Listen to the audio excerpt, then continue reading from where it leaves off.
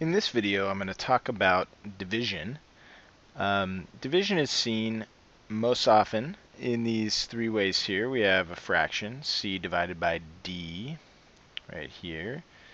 It's also shown where the division symbol it goes where the operation symbols go, like addition, subtraction, multiplication, and division. So c divided by d like this.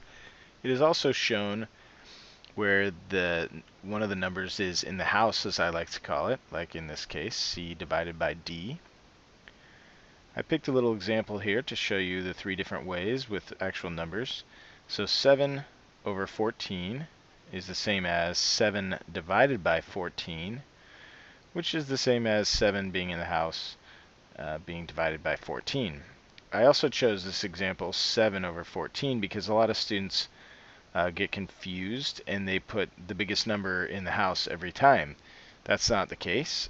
The number that's in the house is always the one on top of the fraction or the one on the left of the division problem.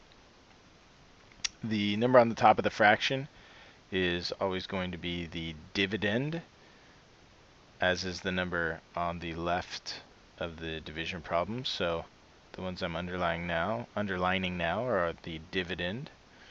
And then we have, let's see, I'll do that in red. And then we have the quotient would be the answer to the division problem. And we also have the divisor. So I'll underline that now. Here's the divisor. So make sure not to get confused as to which number goes in the house when you're dividing. Again, it's always the top number of the fraction or the left number of the division problem. Now let's move on to talking about dividing decimals.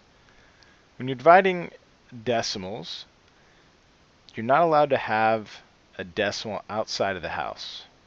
So when we set this up like a house division problem here, 12.42 divided by 5.4, we're not allowed to have this decimal out here. So what we need to do is move it over to the right. So I'm going to move it one over to the right. And as long as we can move, if we move this decimal to the right, we also have to move this decimal to the right. And then the next thing we're going to do is put the decimal right up into the answer. So there it goes. It's really important when you're doing long division to line everything up nicely, or else you're going to get your number in the wrong spot. You're going to put the decimal in the wrong spot. So make sure everything is lined up nicely in the long division. One of the reasons, or the reason, we're allowed to move decimals around like this, if you think about it in a fraction, it'll seem a little more simpler. If you have this fraction here, and you multiply the top and bottom by the same number, 10 in this case, we get 125.4 over 54, which is, oops, what did I do? Oh, I wrote down the wrong fraction. Let's try that again. So we have 5.4 is correct. Alright, here we go. So we have 12.42, and when we multiply that by 10, we get 124.2 over 54. So as you can see, we end up with the problem that we're going to work on here. So when we're moving decimals, what we're really doing is multiplying by some power of 10, and I'll show you down below that sometimes it's more than 10. But let's just move on with this problem. So we actually have 54 going into 124.2. 54 does not go into 1. It also does not go into 2. Notice I'm putting the 0 directly above the numbers so I don't get mixed up or confused. 54 does go into 124, and I think it's twice. 54 times 2 would be 108. If I do the subtraction here, I get, let's see, 18 would be 10, so 16, I believe. Now we're going to bring down this 2. and 54 goes into 162 3 times. So our answer is 2.3, which makes sense because if you have something a little more than 10 divided by something near 5, you should get a little more than 2. So that makes a lot of sense. So we're going to use estimation to double check if our answer makes sense. Now let's move down to number 2 here. Okay, we have 67.84 divided by 0.64. Now in this case, we need to move this decimal out, but moving it once doesn't quite get there, so we need to move it twice. So we're going to have to move this one twice as well. And again, if we had it in a fraction form, just do it in green this time, what we're doing here is multiplying the top and bottom by 100.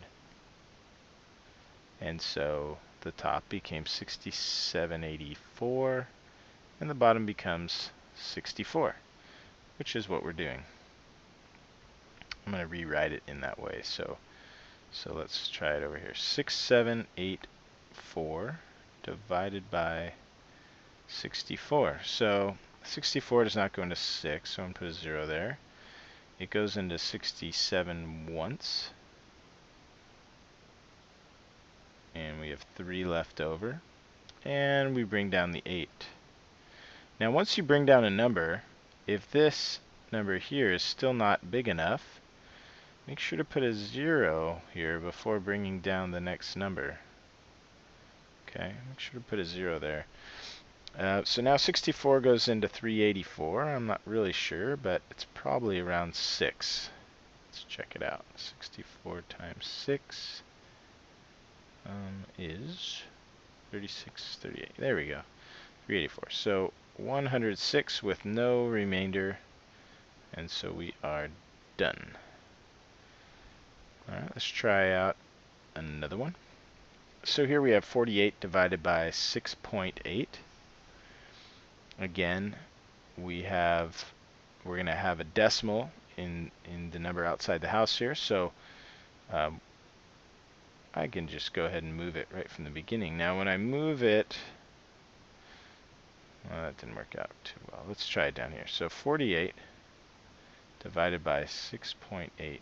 When I move this over, I end up moving this over, but there's nothing here, so I have to put a 0 there. So what we end up with, if I did it in fraction form, I'm multiplying top and bottom by 10, and so I get 480 divided by 68. Alright, so let's do that. Let's try different colors so we don't get mixed up. 480 divided by 68, and 68 doesn't go into 4 or 48. I think it goes into 480, let's see, I'm going to say 7 times. I'm not sure though, that's a guess. 68 times 7, 56, 42, that's 47. Okay, that's pretty close. So it goes in 7 times, and we're going to have some subtraction here, and we get 4. So we have an extra number left over. So what we need to do is expand our division house here. Put a 0.0, move that decimal right up into the answer, bring a 0 down, and 68 does not go into 40. So let's do another 0 here. And I'm going to say it goes into 400. Well, if 68 times 7 is 476, I'm going to say 5. So 68 times 5. And I can do that in my head. That's going to be 340. And either I've made a mistake or this is going to be a longer problem than I thought. Let's see. That would leave us with 60 as a remainder. And we'd bring down another 0. Oops.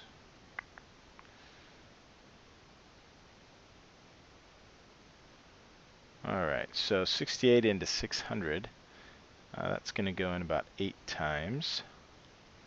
But now this is getting a little long, so I'm going to go ahead and round it and double check my work and see if I've made a mistake, or maybe it's just one of those ones that goes on for a long time. Both are possible. So I'm going to stop there for now, and then I'm going to move down. I'll let you guys check my work on that, and we could talk about it in class tomorrow. One more thing I wanted to talk about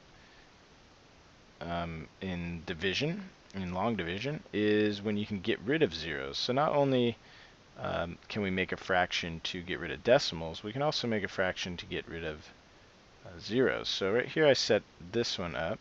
Let me put a little line here so we can know that it's a different problem.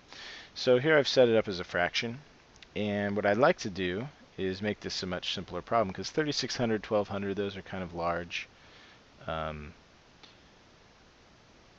Those are kind of large numbers. So if I divide them both by 100, I'm going to get 36 over 12, which is much easier. So 36 divided by 12 is 3.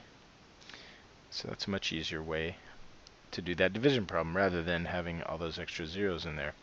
So you can multiply decimals out, but you could also divide zeros away. And that should be it for the video. Don't forget to double check my work on this problem. It is quite possible that I made a mathematical error, so double check that on your own and then with a calculator. And we can finish it tomorrow. Thank you.